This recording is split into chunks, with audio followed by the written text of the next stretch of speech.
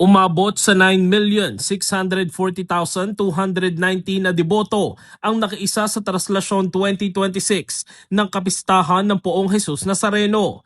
Itong inanunsyo ng pamunuan ng Quiapo Church matapos magtapos ang halos 31 oras na prosesyon. Bandang alas 10:50 ng umaga nang muling makapasok sa Quiapo Church ang imahe ng Poong Jesus Nazareno, hudyat ng pagtatapos ng traslasyon na nagsimula pa alas 4 na madaling araw ng Biyernes sa Quirino Grandstand.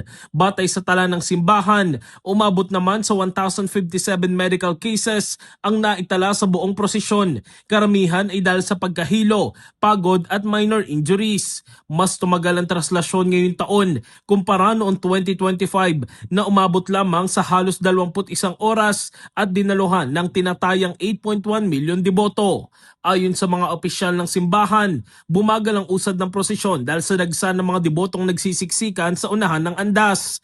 Bagamat mabilis ang takbo ng prosesyon sa unang bahagi, katulad ng bilis noong 2024, ang 1 kilometrong bahagi mula Finance Road, Ayala Boulevard hanggang Ayala Bridge ay inabot ng mahigit 6 na oras dahilan na matagal na biyahe ng traslasyon. Sa kabila nito, nananatiling matiwasay at maayos ang selebrasyon, patunay ng patuloy na lumalalim na debosyon ng milyong-milyong Pilipino sa Poong Jesus Nazareno.